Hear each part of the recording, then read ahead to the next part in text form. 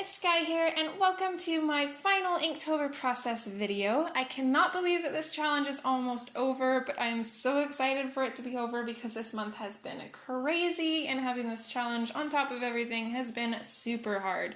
I definitely feel like I coped with it better last year. I'm also going to apologize because this is not the prompt that I wanted to do, so this is kind of a boring one. It did turn out okay. I definitely don't love it, but I don't hate it either, and I hope you enjoy watching it. So this prompt was Thunder. I am following Jake Parker's official prompts, and I really could not think of much aside from storms for this one, and I knew that everybody would be doing storm clouds and lightning bolts, so I wanted to do something a little bit different. We are going to have a stormy background to this, but I decided to try my hand at some comic book kind of style writing for the word thunder, and I actually really enjoyed how this turned out. I wasn't too sure how I was going to go about it, but the final piece does look a little bit interesting, I think. Hopefully you guys enjoy it. For the drawing part of this, I'm using a 0.7 mechanical pencil, a Prismacolor kneaded eraser. I'm then going in with a 0.1 Staedtler pigment liner to just go over the line art, so that way we can erase the pencil underneath. I am working on the Canson Mixed Media 98 pound paper, cut to 3.5 by 5 inches. That just makes it so it's more manageable for me to complete this challenge, because as I said, I'm already kind of struggling on this small piece of paper to finish it every day.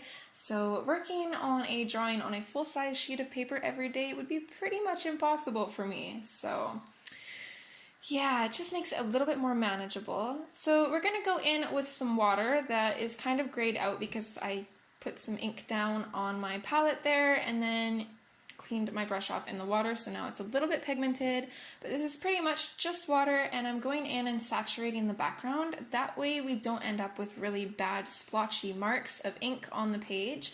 Although a few splotchy marks will actually work in our favor here because we want that kind of patchy, stormy looking background.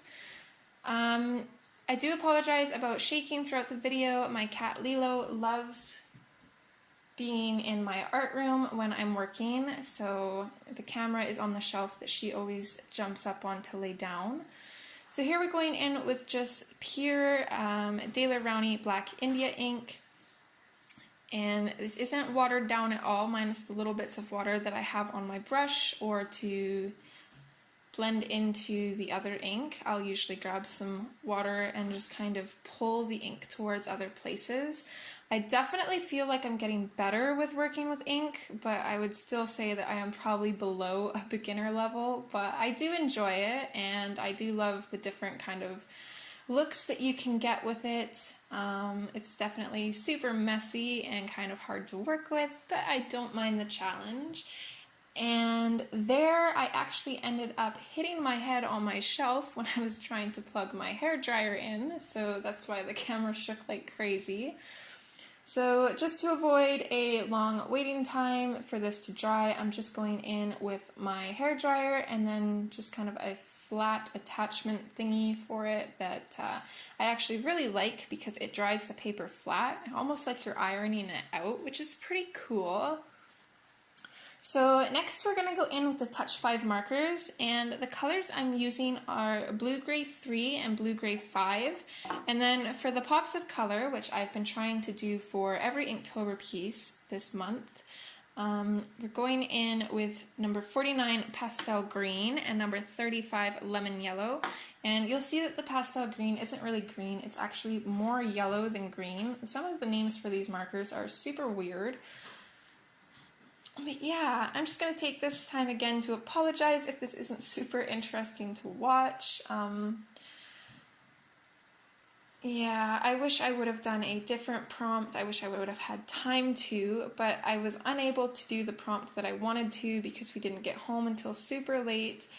And we actually have a dog too. His name is Boomer, and he's not very good with other animals, so he's never actually been introduced face to face with the cats. He knows that we have them. They see each other through doors and screens and stuff, but when Boomer comes in at night, the cats usually get put in my art room just to be on the safe side. So my art room is usually off limits at night, so it makes it kind of hard to record the process of my Inktober video when we come home super late.